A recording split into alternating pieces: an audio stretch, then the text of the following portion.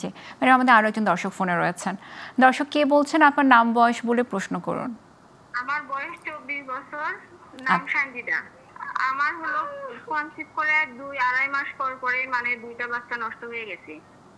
আচ্ছা, তারপরে আরেকটা বাচ্চা কনসিভ করার পরে 7 মাস পেটে ছিল, থাকার পরে বাচ্চার জন্মগত ত্রুটি ছিল, মূত্রথলি ছিল না, তারপরে মেরুদণ্ডের হাড় গঠন হয়েছিল না, পরে 7 মাস পরে মারা গেছে।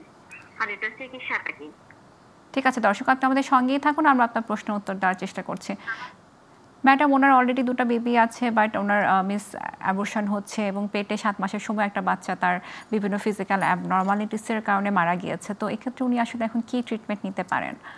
কনজেনিটাল অ্যাবনর্মালিটি বলি আর কি, জন্মগত ত্রুটি অথবা ত্রুটি যদি থাকে তাদের, তাহলে এটার কারণ অবশ্যই আমাদের দেখতে হবে।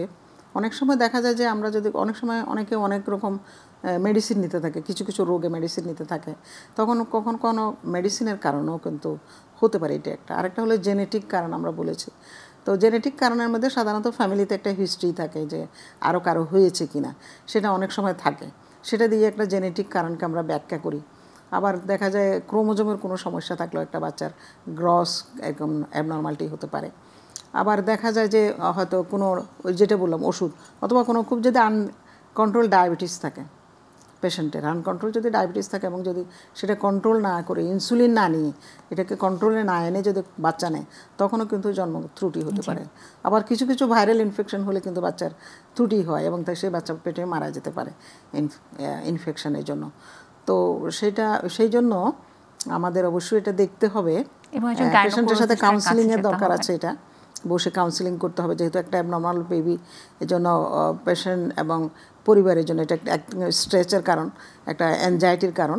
তো সেটার জন্য একটা কাউন্সিলিংয়ের প্রয়োজন আছে, একটা মানসিক ব্যাপারও একটু তাকে একটু সাপোর্ট দেওয়ার ব্যাপার আছে, এই ব্যাপারগুলো আছে।